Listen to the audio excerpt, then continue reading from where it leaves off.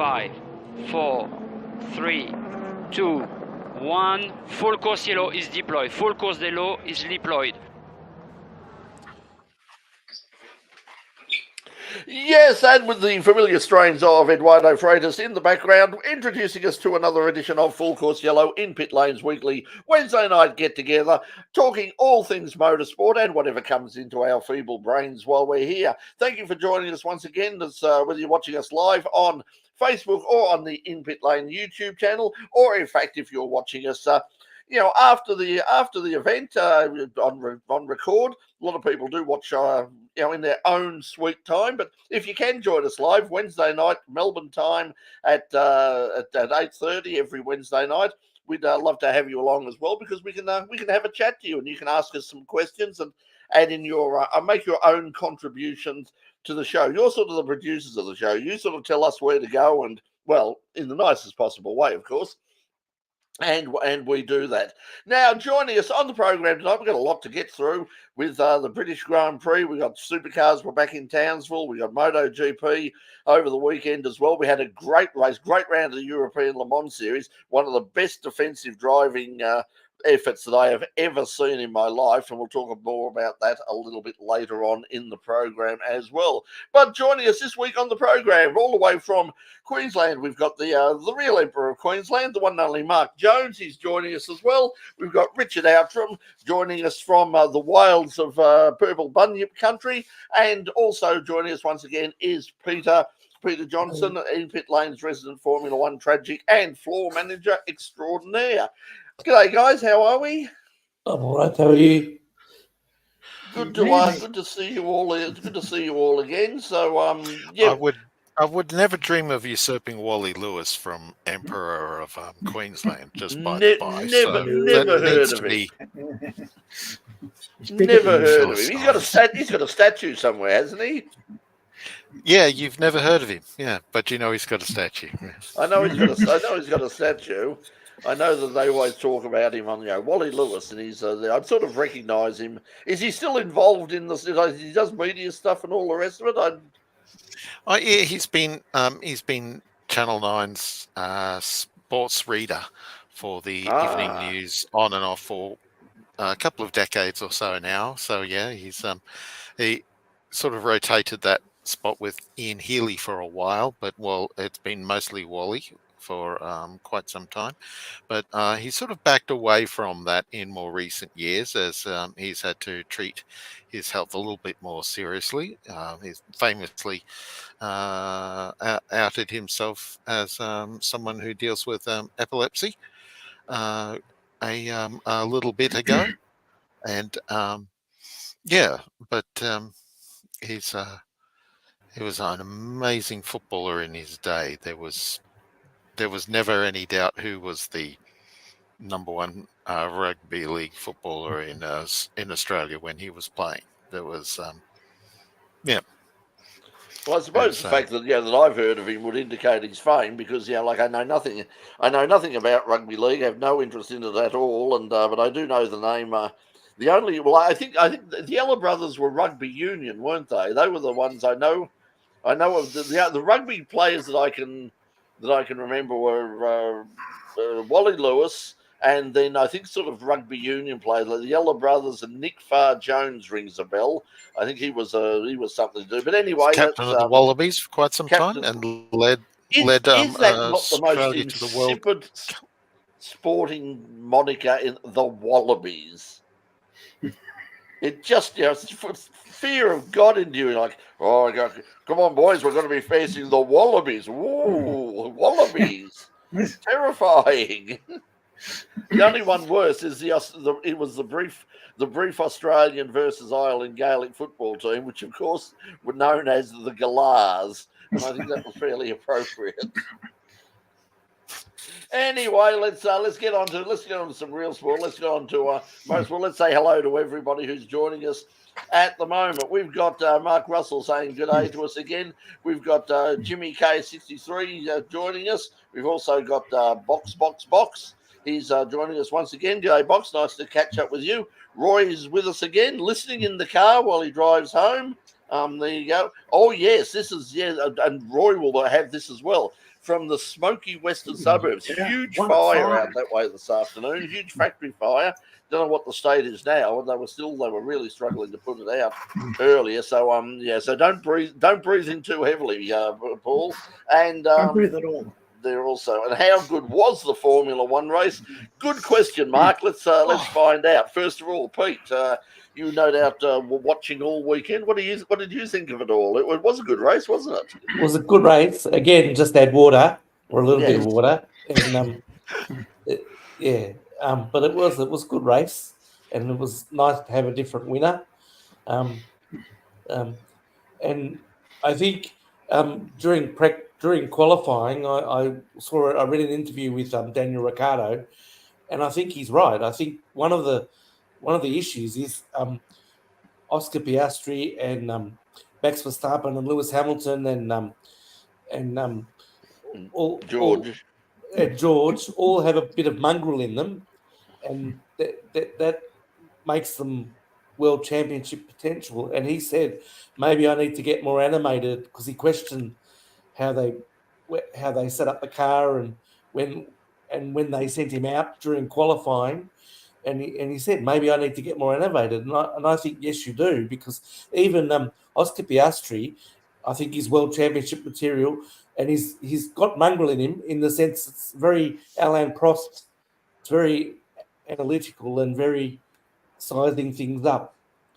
He seems very sort of mature for his age and for his experience level. I mean, he's obviously come with a huge success background in from the time of karting through all the junior formula right up to Formula One. And really, when you look at it, I mean, he would have been very, very much in contention for a win there if McLaren hadn't have stuffed up the pit situation. I mean, because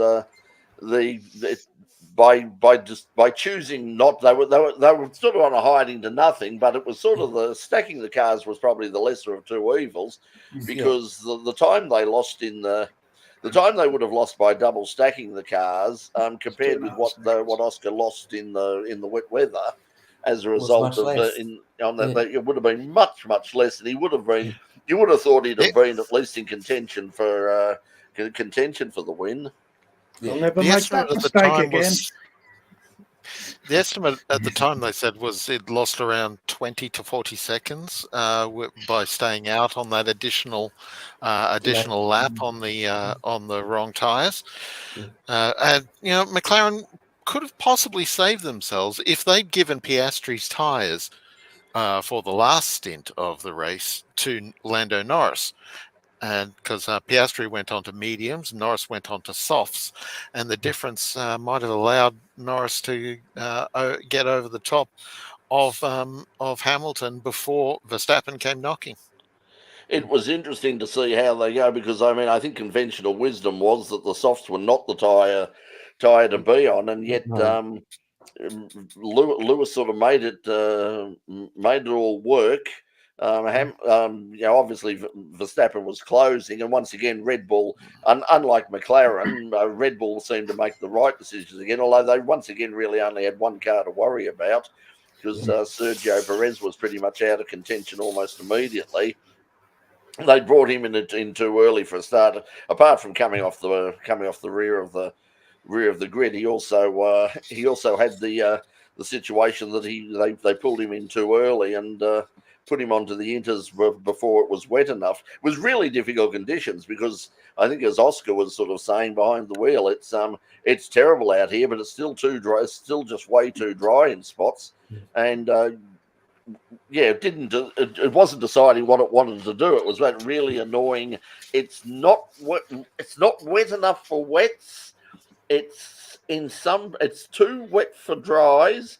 It's not wet enough for wets, but it's probably not totally suitable for inters either. So it was hard for them to make the decision, but ultimately, it was a great win for Lewis, though. Yeah, it was, yeah. Well, what about the Formula 3 race, the main race? That was insane. I didn't see the three. I saw the twos, but you not the missed threes. something. That was the Formula 3 race was a ripper. That got delayed. Dry, wet. you had to respond to the right tyre at the right time. Some of them made 4 pit stops. It was, and Wilton, the new kid, the rookie, the sub, did very, very well, extremely well. Australia. Yeah, he certainly didn't lose any fans. He performed very well. Christian Mansell is slowly but surely sort of developing as well. I mean, he's getting further and seems to be moving further and further up the grid. He's had a couple of good performances now, both in qualifying and in the race itself. So, he's certainly one to look at. I don't know in terms of, once again, it's going to be the situation of, for all of those guys about, sort of money in terms of, whether it's like the situation Hugh Barter's faced, where he was, he got into Formula 3, but basically for financial reasons, he didn't complete the season, his first season. And he's sort of trying to get back in now. He's got sort of support, but not the sort of support you need to do a full season of Formula 3 right now. So perhaps he's got to look at some other alternatives. But I believe Christian Mansell I think their family background is a bit like Ricardo's. I think it's in the Western Australian mining industry. So, hopefully he will have he might have the money to take the next step and the talent. But I didn't see the. I was really torn between over the night, because I had there's so much streaming going on at the moment, and they had the ELMS, the European Le Mans Series, on at around the same time, and that was just for similar reasons. That was a fantastic race, and more about that later. Also, there was DTM was on as well, and there was the Nostalgia Drag racing from Santa Pod in England. There was, and then MotoGP as well. So I was flipping between the lot of them, trying and getting very, very confused. It's like Robert Kubica's leading Marc Marquez, and then Tom Christensen. Oh, hang on, where am I? Yeah. Oh, fascinating dilemma to have. Yeah, it took me 4 days to even cover most of it, and I was scrolling even then. Well, I haven't caught up with everything. I didn't catch up with. I caught up with the last bit of the Xfinity race, and I was up in time for the. For some of the NASCAR race, but before I tuned on, I just got online to have a look at see what the positions were, and by that time Shane was already out, so it was like IndyCar too. Oh, an IndyCar, yeah. So I'd forgotten completely about it. Oh, didn't catch up with the IndyCar, which of course was the debut of the new the hybrid system as well, which all the drivers seem to be very, very keen about. Scotty McLaughlin said that he thought it worked really well. Everybody was happy with that. So I think this is the problem. It's just like we say, that's the old Roy NHG thing. When too much motorsport is barely enough, but I think you can have too much motorsport. Yeah, I just don't know how the football fans manage it. Yeah. So, Mark, what did you think of the British Grand Prix?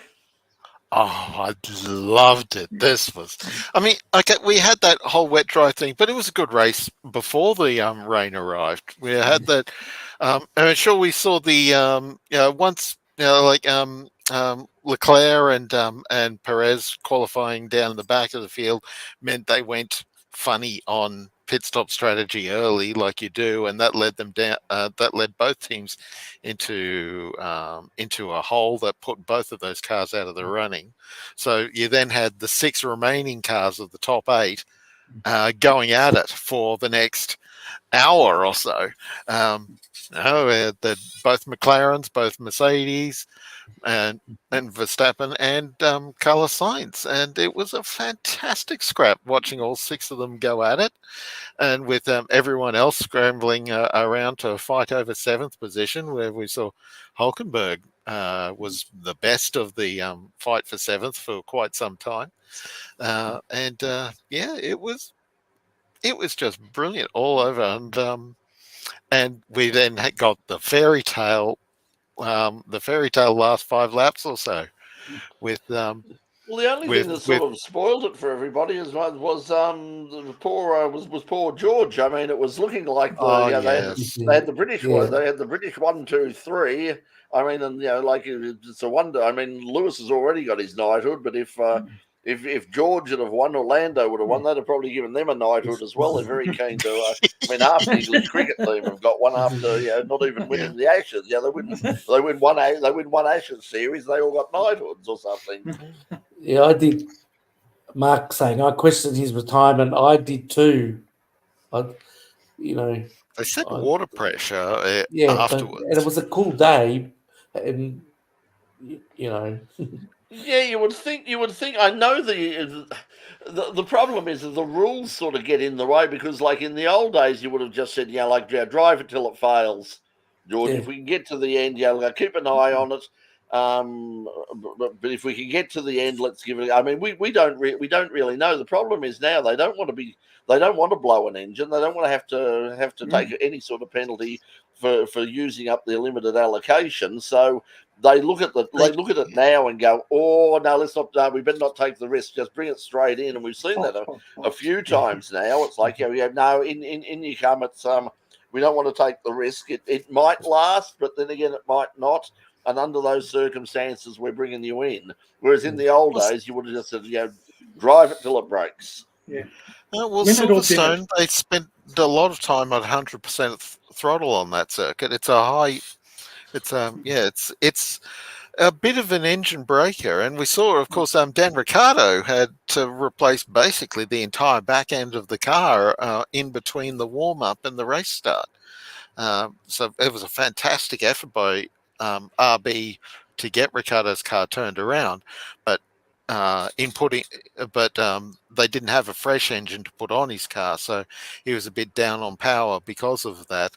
And 13th, I think he got in the end, with Tsunoda got the final point in 10th. That was probably a reflection of where they were at the time, and I don't think we can really malign Ricciardo's race based on the fact that he was hampered. I mean, the fact that he was lucky to get to the end as it was. Yeah, I think that's as Box saying, lucky to get so many. Who remembers the days of waiting to read auto action for the race report? That as I've said before, that is the motivation. That is the O'Brien's not there anymore. That's the motivation of in pit lane. That's why we started, because it was like you did have to wait. Like even something like Le Mans. I'd go. In the morning or in the afternoon papers back then, when the Herald and the Sun were two different papers, and you'd get the Herald and you'd look in the category that said other sports, and if you were really, really lucky, you might just get a sort of, like the top or a very brief story, perhaps even a small photo, sort of, 2 column inches, or you might get, but usually you just got sort of, the first 10. And occasionally you get really excited because you pick it up and suddenly, you see like, a Formula One race reported in that manner.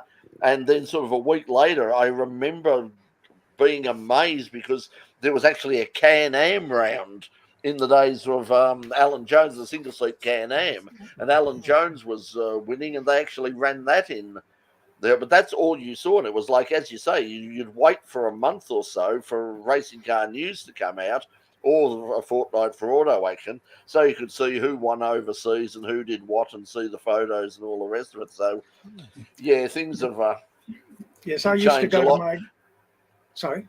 Go on, Richard. I was just going to say I had to go to my grandmother's on Sunday to have a lunch, but I did get to watch Wide World of Sports in black and white, and every now and then you would get this tiny little bit of Formula One, and I'd go, "Wow, they're like astronauts." They'd also have really strange stuff. I remember Wide World of Sports. They had the British. In fact, I think I taped it. I may well still have it on a VHS somewhere. They actually had on the on Wide World of Sports the British Supercars Grand Prix, and it just popped up out in the it just popped out in the time when Martin Hines was sort of the king of the supercars in those days, and suddenly this thing just popped up on on the screen, and we're taking you now to I think it was at Brands Hatch. We're taking you now to Brands Hatch for the British Supercars Grand Prix, and I was like, whoa, and I jumped on and grabbed that. But it was you would go a long time to see motorsport, except on Channel O, which eventually became Channel 10, except on Channel O in Melbourne, of course, which in the summer was basically motorsport every weekend. Which people forget is you had as soon as the VFA football finished, they'd go on to motorsport, and you'd have drag racing from Calder Park, circuit racing from Phillip Island, power boats. Warwick Farm, don't forget Warwick Farm. Well, ABC covered Warwick Farm occasionally, but then you had Lakeland Hill Climb, Redline Speedway. So you had 5 different forms of motorsport that had run right throughout the summer on Channel O, and that was your summer. That was your Sunday. And Sundays Rallycross. And Drag Calder. That was on Channel 7, yeah. So yes, we used to get a bit of it. We had a circuit racing from Calder was on as well. Occasionally down in Melbourne, you would get Amaroo. We very, very rarely saw Oran Park. Oran Park was telecast on TCN 9 in Sydney, but I think it might have been once that I saw it, that they brought it down to Melbourne. But I remember hearing the director of sport at Channel 9 of GTV9 Melbourne said in response to somebody who had sent him a letter regarding, why we hadn't seen it down here. He said that's because his quote was, "That's because we televise sport. If you want to see that sort of stuff, I believe there's some cockfighting on in the western suburbs." So he hated motorsport. Now there you go. Roy knows because he may well say 1987 Silverstone Supercars. Thanks, Roy. Wow, that was done. That's my sensational. Goodness. That would have been an engine breaker for Supercars. Oh, right. So yes, and that was off one of my tapes because Roy converted quite a lot of my tapes. So that's So I did have it, and it was, and Roy's got it. So congratulations to both of you. Thank you. 87. I assume that would have been on one of the short circuits. I'm thinking Supercars on the Grand Prix circuit. That would have been. I imagine you've broken back when you got home. Well, I mean, you didn't have to do it. I remember them running Supercars at Sandown once, and they were that far off the ground in the braking area on the main. That was a huge bump. Yeah, it was just. Some great photos from there, but I mean, they were literally flying. It was very scary. Chris is joining us as well. Hello there, Chris. Good to see you. How are you? There's more computer problems. No, never mind. Did you watch? Did you catch up with anything on the weekend, the Grand Prix, or? No, nothing. Sorry. There. So there's certainly plenty to catch up with, but yes, a school bus demo derby on ESPN. That was another thing you used to see on the as well was on Wide World of Sport. Occasionally, you get things like figure 8 racing from America, or mud buggies, or those caravan racing, swamp truck smash up things. derby. I love those. You occasionally get that sort of stuff as well, but it's all available now. Speaking of which, I'll just, before we get starting tomorrow night, actually, and catch this weekend, the Goodwood Festival of Speed, one of the biggest events of its type, and they're actually running it from tomorrow night. Now, it is on their YouTube channel. Basically, it's going to start tomorrow night, and it's going to run 24 hours a day right across the weekend. So you can tune in at any time. They're just going to keep it on high rotation across live. But they're also going to have on their website, if you go to the Goodwood Track, Goodwood Racing Club's dedicated website, they're also going to have dedicated feeds of the rally section. But the good news is, and I've always wanted this, and I've said this, they're going to have one channel just on their YouTube, on their website, which will be all the stuff you see on the main on the main feed, but without any commentary. It'll just be car just be car sounds. No music, they're just car sounds from all the cars that are going up the hill and doing their runs at Goodwood. So that's coming up. Red Bull is one of the features this weekend, including Christian Horner is going to drive. Has entered one of the cars in the actual competition. Not everyone does. Mostly the Formula One cars go up and they don't get timed for various reasons. They're not allowed to run slicks and all the rest of it. But Christian Horner, as a non-professional driver, is going to actually enter the hill climb section of the Goodwood Festival of Speed. So that's coming up. Starts tomorrow and all the way through the weekend. Is he going to share the car with Jos Verstappen, you think? Yeah, well, perhaps that's why he didn't want Jos to drive it at the last time in Austria, because he might have thought, no, I'm taking this up the hill. I don't want you stuffing this up for me, just out of spite or something. Get off the. But so that's going to be. Ricardo's going to run one of the Red Bulls as well. Max is going to run. Don't know about Josh, but Max is going to run there. He hasn't done I don't think he's done the Festival of Speed before because they're making quite a big fuss of it. So Max will be there. Mark Webber is going to drive up. He's going to do some exhibition runs as well.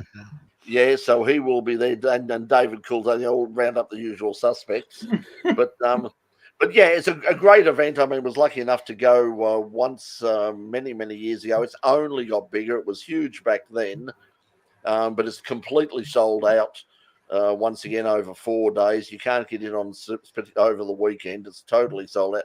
If you want a grandstand seat and all, and parking and all the rest of it, you're looking at over by Australian standards, it's around $600 or $700. So it's a really big. Thing if you can get a thing. But all that's.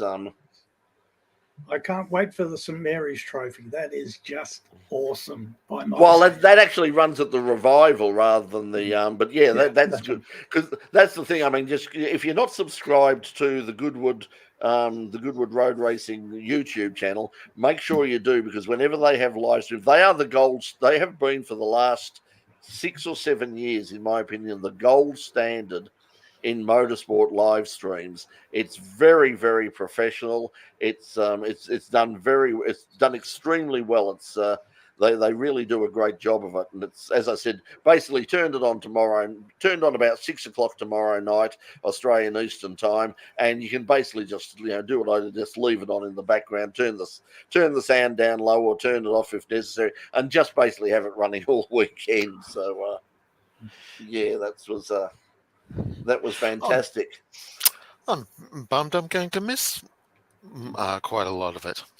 Yeah, well, you'll be at Queensland, because this is the Queensland Raceway, because this is the race that was the race that wasn't going to happen and is now sort of going to happen with. Well, it's its own revival, and it is. Yeah, it is a revival. Tell us the story about that quickly, about what's happening this weekend at QR.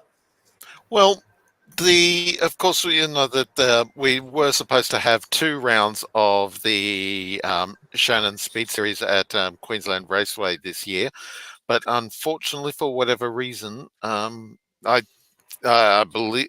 Oh, I actually have forgotten what the reason was, but they compressed the calendar onto a single race meeting. I think it was because some of the categories were a little bit down on numbers, so they weren't. It was going to be problematic to run the meeting as was originally scheduled. But in the process of merging the two, some of the categories that were running on the first weekend got left out, including Formula 4, production cars, and. Yeah, I think improved production. No, there was another one, and if I see the entry list, and it'll come back to me. But so the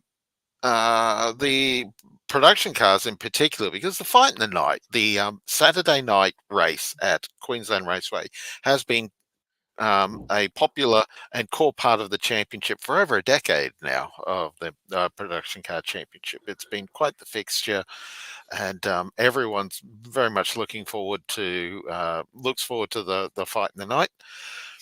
and because it's a rare opportunity for some night racing in an endurance format. So yeah, so that's the production car people, and the Queensland Production Car Championship, of course, is a strong series in its own right. So there were plenty of entries to help with the numbers that way. So they got together. They got the Formula 4 guys back on board in the other category, whose name I've forgotten. And they've got the meeting up and running for this weekend. It was the XLs, the other National XL series. The Destiny series was the other one that was left off the calendar. So that's this weekend as well. So very much looking forward to getting that meeting on. I've been to all bar one of the fights in the night, and I can't wait to get back on the mic to call that one again. It's a favorite race of mine. They have live streamed it. Yeah. You don't know if there's a live stream this week, do you? They have. I know they have live streamed it in the past. Yeah. Well, I'm not sure what the details were about that yet, because of course it was going to be part of the Speed Series telecast. So there is obviously there's a little bit of a rights issue, I'm imagining, because of those races would have been tied into the Speed Series. So this is where I haven't done my preparation, and ahead of the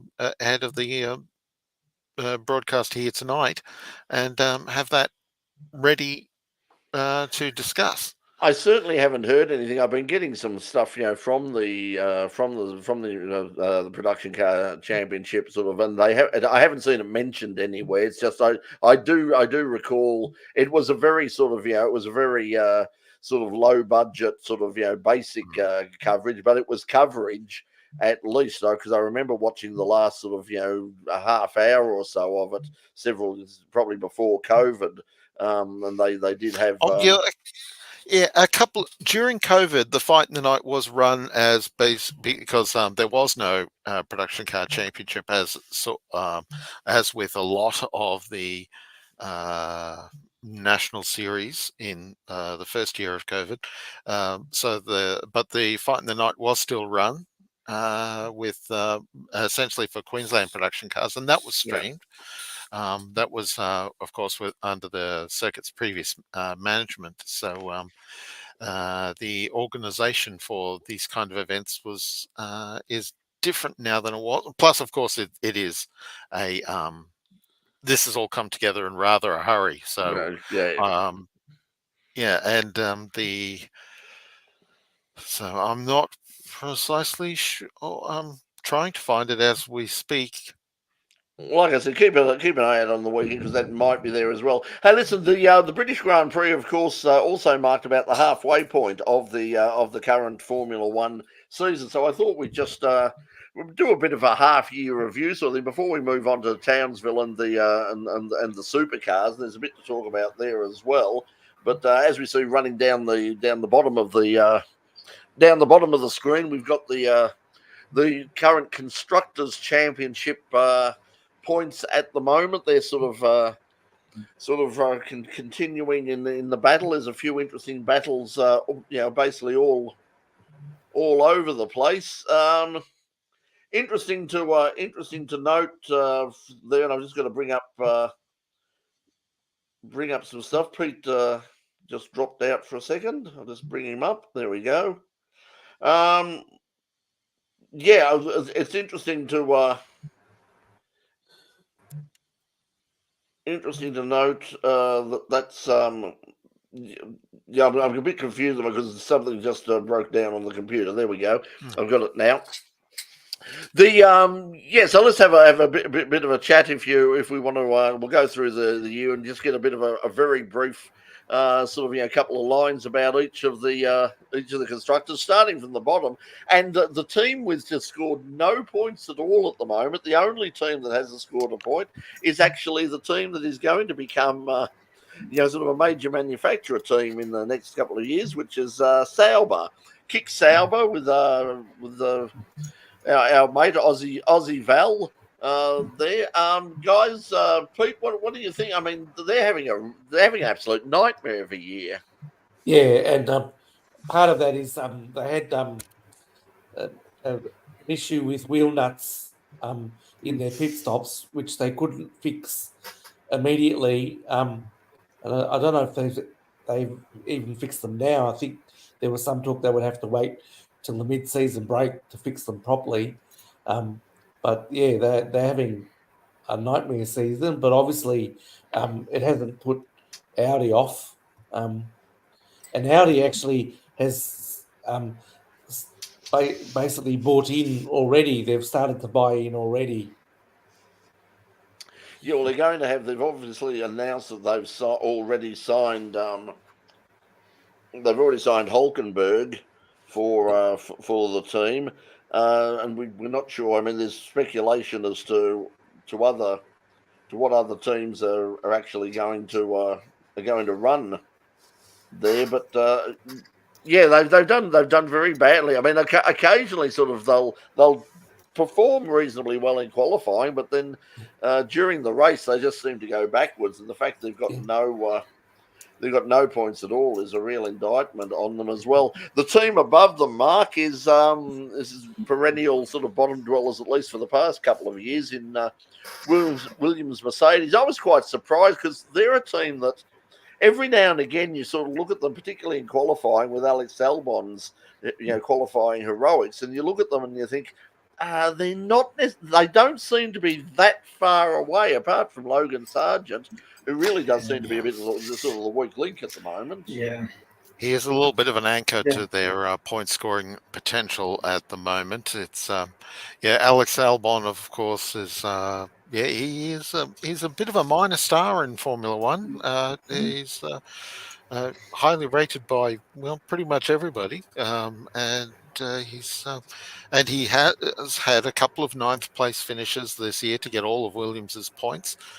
But yeah, the Williams does appear to be, unfortunately, and as you say, they come up in qualifying, but it's not working as well for them in the races. It's If I was Williams, I wouldn't have been holding on to Logan Sargent. But if I was Liberty Media, I'm desperate to have an American in the mix. Well, they can't be that desperate, because they can have a whole American team and an American engine manufacturer, and they apparently don't want them. So yeah, good point. Yeah, there's no problem about having and what an about American. What about poor old Checo having a 20-year-old car and going out and getting lapped? Yeah, that was the reason, wasn't it? It wasn't because he's super slow. that was it. He was given an RB1 with the Cosworth, that's what I V8 from way back when. Yes. Sorry, the Cosworth V10, I should say, from back that era. Yeah, but no, that's unfortunate for. I don't know what to say. That was not a good look. I mean, to be fair, it wasn't a good look.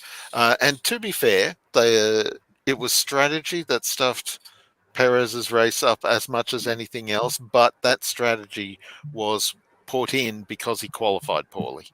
So. Well, just above the grid, and they don't take. What did they say when one door shuts, another one slams in your face? Well, just above Williams Mercedes is in 8th place is Alpine Renault, soon to be Alpine somebody else, possibly Alpine Honda is the latest rumor going around, but they don't want that Mechachrome, that Renault badged Mechachrome engine. Pete, what do you think about so far your assessment of Alpine? They've been entertaining, only the fact because of their sort of inter-driver rivalry. Yeah, they have, and also I think they suffer a bit from what Ferrari suffered from, and there's a lot of decisions by committee that go on, and Ferrari suffered from that for a long time.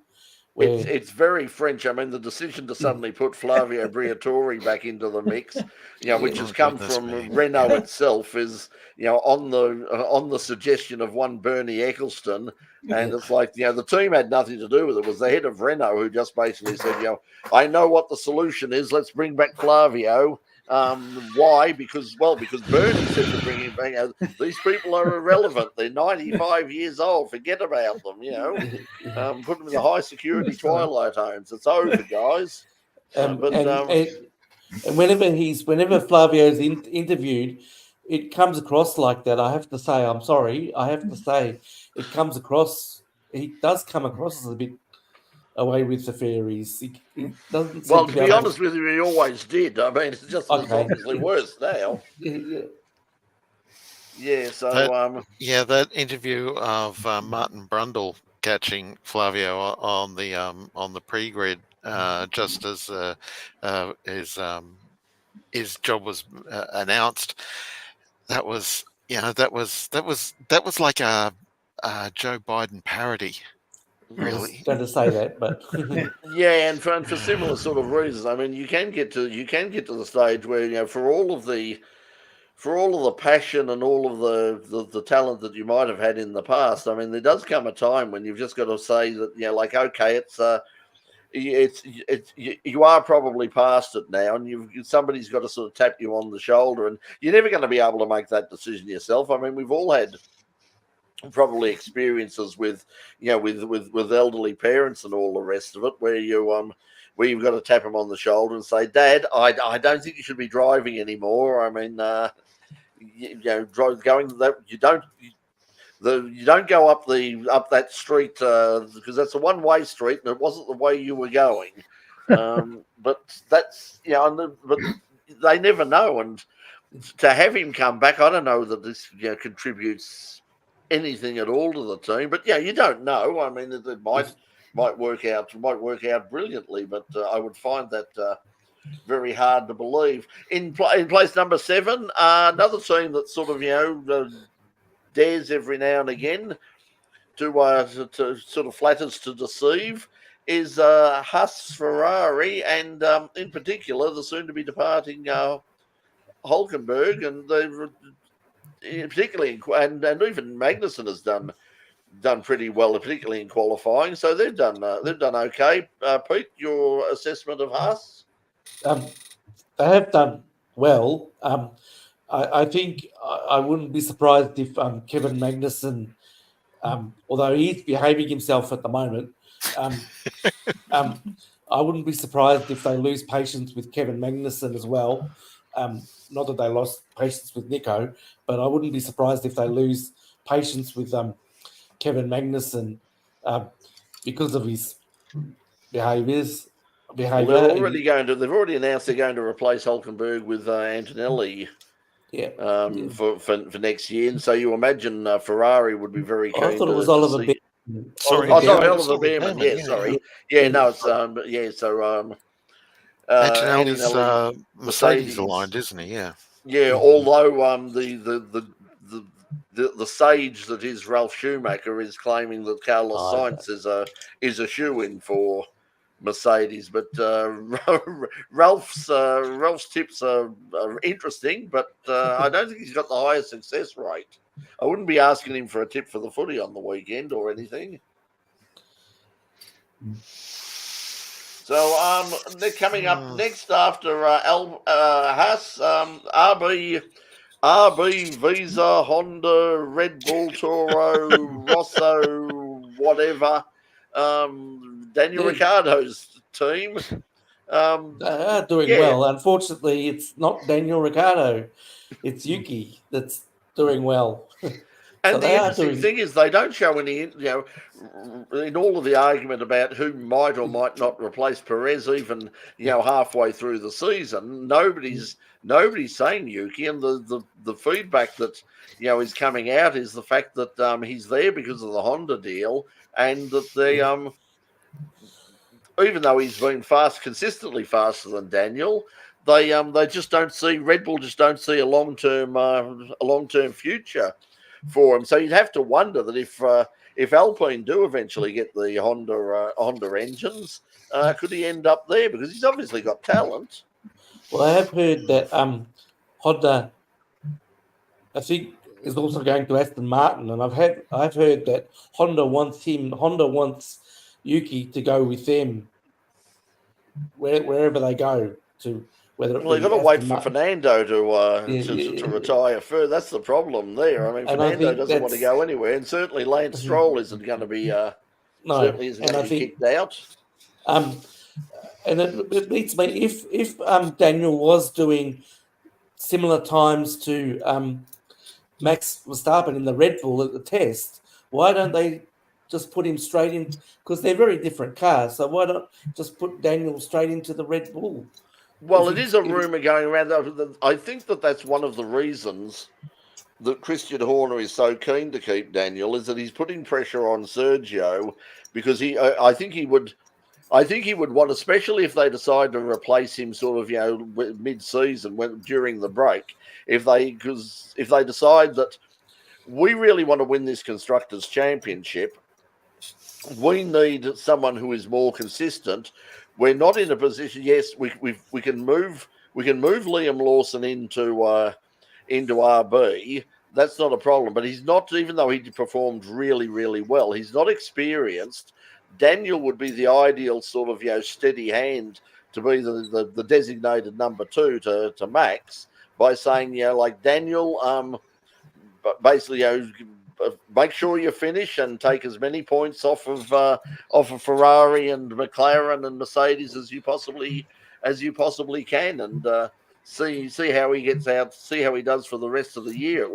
It would make sense if he's still not good at the end of the year, if he's still having problems, then that's an ideal opportunity for them to say, okay, we tried it but it didn't work, and bring Lawson or somebody else into that position. But to me, it makes sense that if you want someone reliable, and if you've totally lost faith in Perez, but I mean, the silly thing is they re-signed him only recently. But he apparently has performance clauses in that contract. Yeah, and I The think they were rumor saying is that he's got to be within 100 points of Max of Verstappen, Max. and currently he's 137 points behind Max. So he's a long way behind. Yeah, if that's what the performance clause is. Like I say, it's a rumor, but yeah,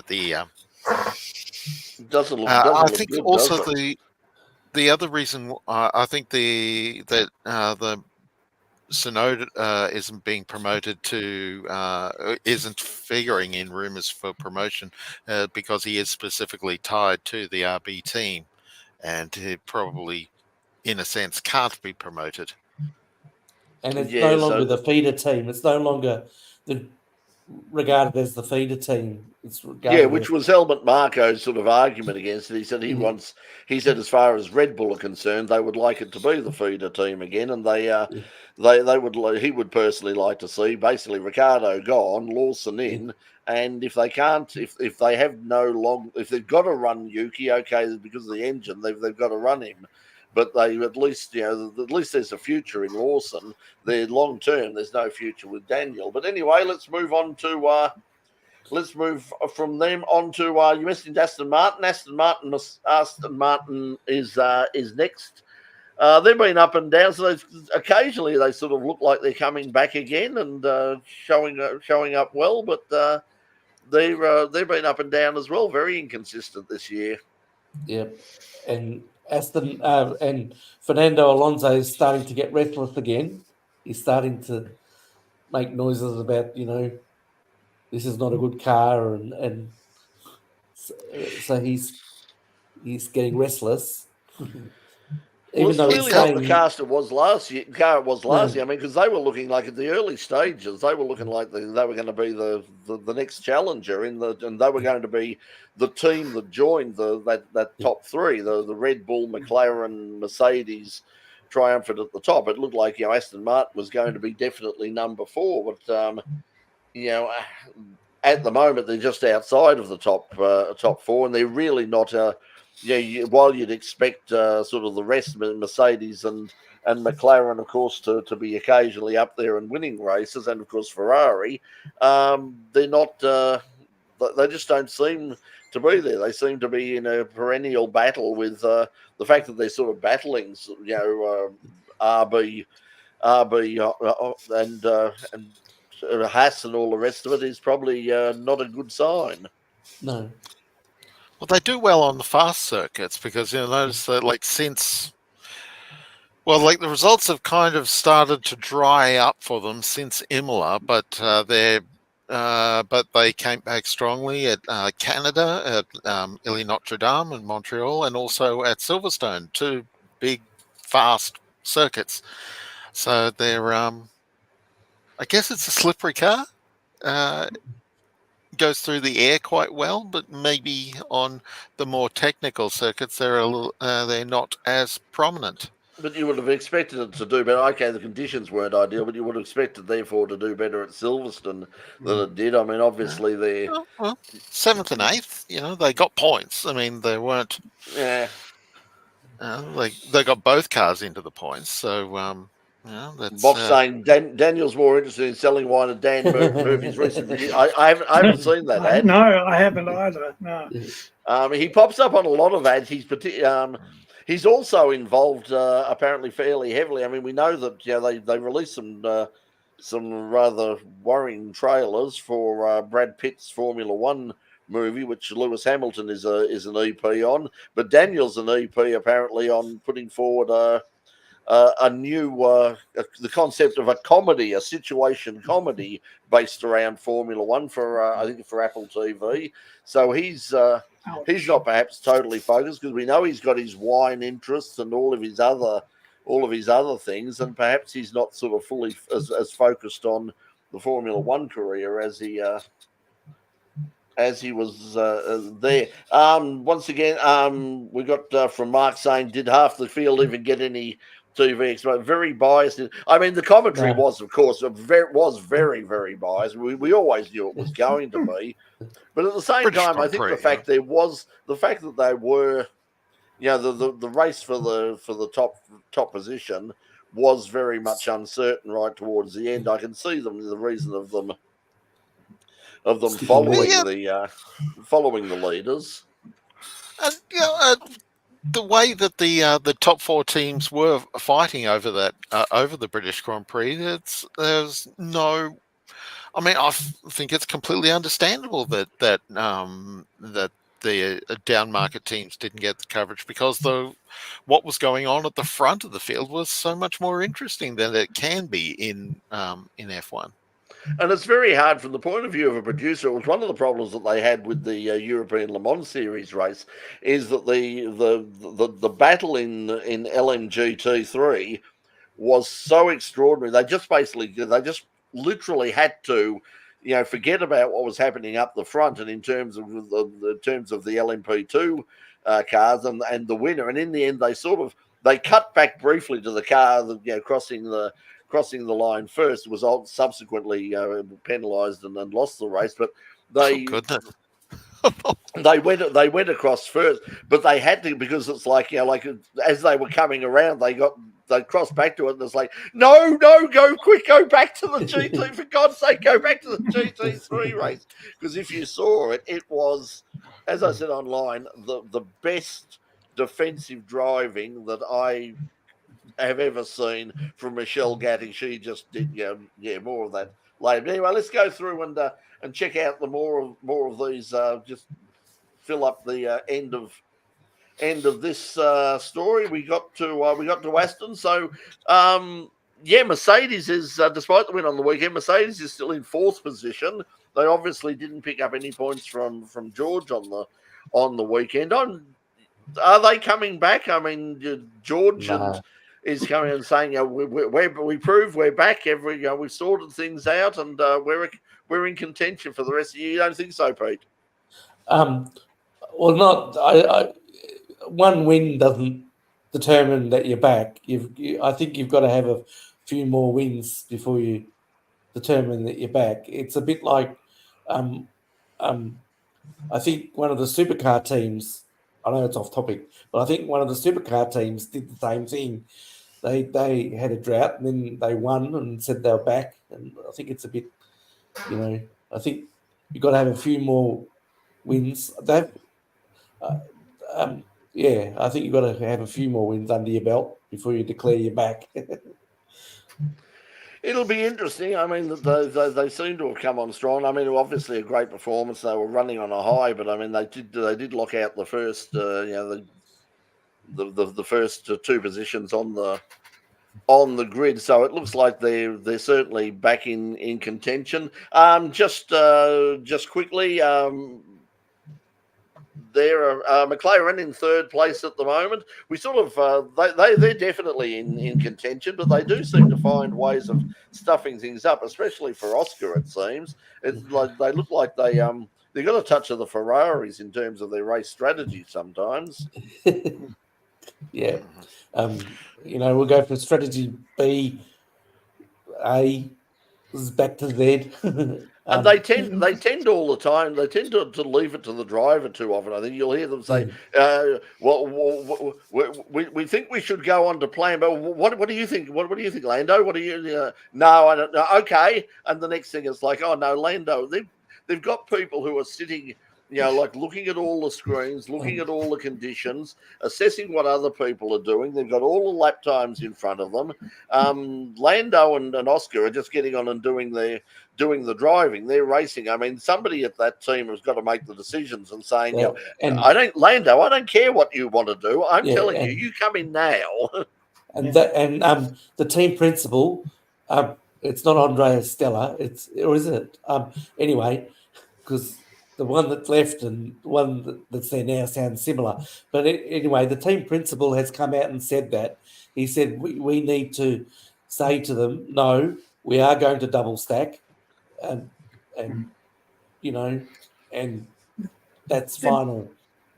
I mean, you hear like Zach Brown when they were talking to Zach over he was the person finishing it, and you just get the impression every now and again that Zach is very, very keen and probably is a very good businessman and all the rest of it. Obviously, with all the money he's got, he's very successful. But you do get the impression that he really is sort of just a hardcore fan that's got a lot of money and has bought his way into Formula One because that's why I like him. I mean, like he's got an amazing collection of cars, including quite a few Australian cars in his collection. But he's you just get the impression that he really isn't that sort of heavily involved in the running of that team, and there needs to be someone in charge to make the big call. Next is currently still runner up is Ferrari, and they've had a really interesting year. I mean, they've sort of stumbled around, and some races are okay, and others are unmitigated disasters. I mean, what do we think they're going to do for the rest of the year? Can they stay in that second position, or are they going to get swamped by McLaren and Mercedes? Yes, because they'll probably continue to collect points and just play the second place game and just collect points. There's only 7 points between Ferrari and McLaren now. Yeah, I think stick around for too much longer. Yeah, I would think the McLaren are chasing them up, and they'd be sort of the favourites to go past them. Although we do have sort of, Monza is coming up, and obviously Ferrari are always they find the secret sauce at Monza when they can. So that's probably going to be a pretty good race for them. And I imagine they can't really do much to the cars over the break. I mean, because it is a full break. They're sort of legislated now that everybody's got to go on a bit of a holiday. But I mean, Ferrari could be good for Hungary. They were really good in Monaco, and they're and Hungary is basically Monaco without the yachts and the walls. Well, the walls are a little bit further back, but it is as tight and as compact as almost as compact as Monaco. So they're the one thing that would worry them is probably the form of Charles Leclerc, who has been very inconsistent this year. I mean, he obviously in Monaco he did a fantastic job, but the guy they're losing to Audi in Carlos Sainz, he's been the consistent one, and he's been faster than Charles in a lot of situations over the past few races. So they'd be really hoping that he's because he was obviously the man that they were targeting as being their number one driver. I think even with Hamilton coming on board, it was going to be very much a case of Charles is number one and Lewis is there for as a reliable reliable hand to sort of force him along and encourage him and to be there and be nice and reliable, and also for all of the other things that Lewis brings to the party in terms of marketing and all the rest of it. But Carlos I think has had a really, really good year so far. I've always sorry. You go. I always said at the beginning of the season, I said it was a mistake to. I would have offloaded Charles rather than Carlos, because Charles was in the beginning. It was very like Yuki Tsunoda was, and he was constantly when he needed to. He didn't temper his aggression, and then he crashed in qualifying and things last year. So I wondered at the wisdom of getting rid of Carlos as opposed to Charles. Well, did they get rid of him, or was Carlos simply, was it a better offer from Audi? I mean, I imagine it's not confirmed that he's going to Audi, is it? No, that's right. Yeah. So that's So if that locked away, then you'd have to think that it was the Ferrari have made him surplus to their requirements. Yeah. Yeah, that's bringing Lewis on board, and that's and a lot of that is I mean, obviously, to have a 7-time or 8. What how many Lewis won now? Is it 7 or 8? 7. It's 7. Yeah. 7. So I mean, and if by some chance he got up and picked up an 8th world championship with Ferrari, I mean, he'd be a legend for life. I mean, breaks the record in a Ferrari. That would be a really good marketing coup. Red Bull, I mean, we sort of spoke about it before. I mean, Max is still Max, and Max is still leading the championship, and Max is still winning almost all the races, if not as dominant as he was earlier in the year. The weakness in the team seems to be the co-driver, Sergio. So they've had a couple of with Max. They've had a couple of bad pit stops, but apart from that, and you can see that they just, in terms of their strategy, they just get it right more than they get it wrong. The Spanish Grand Prix was amazing. That was Max's performance there. That was. That was a race that was set up for someone else to win, but Red Bull did everything, and Red Bull and Max did everything right, and and in a race that one of the other teams could or even should have picked off, they couldn't, and he was excellent in the British Grand Prix, of course, as well. He came back so strongly in the back end of the race with, again, that strategy call by Red Bull to put the hards on towards the back end of the race, and Max was the one with pace right at the end of the race. Mark, I was going to say, when you look at Checo and you look at Verstappen, is Verstappen that good? Or is Checo actually driving the car to its peak, but Verstappen's in a whole new league? Where does it fall? A couple of years ago, and even last year, we were thinking, Honda's got the most powerful engine in the Formula One field, and and as long as Red Bull's got hold of that they can that it would be very hard for them to catch, but it doesn't seem to be that way, does it? Like maybe this year's Red Bull is a little bit of a misstep in its development, and maybe it's not quite. I mean, it does appear to be that the McLaren is at least at the moment, the McLaren is the best car on the grid. I mean,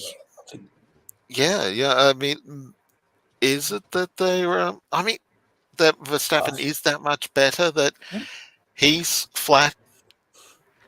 He's making the car look better than it is. You know, there's a point to be made there, Richard. Yeah. Because what if we put somebody else in it?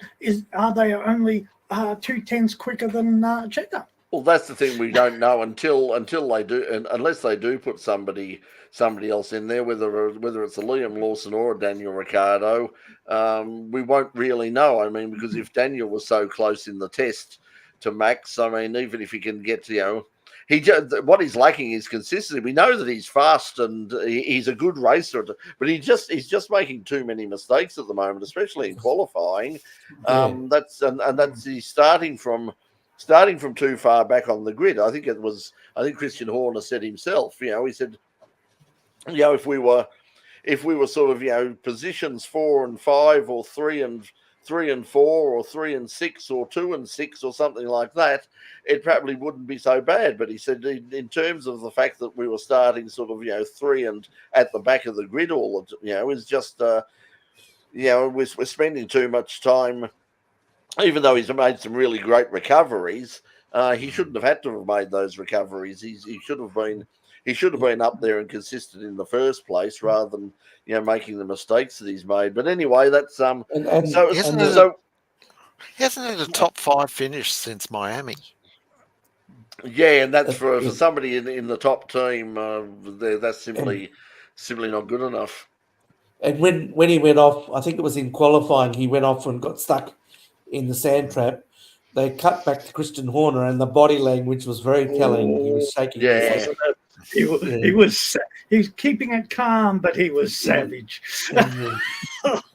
Well, you can see the fact. I mean, because obviously, I mean, the focus is Max is doing okay in terms of the drivers' championship. It's hard to see anybody, going, but unless Max has, an absolute disastrous second half of the year, it's very, very hard to see Max losing out to anybody in the drivers' championship.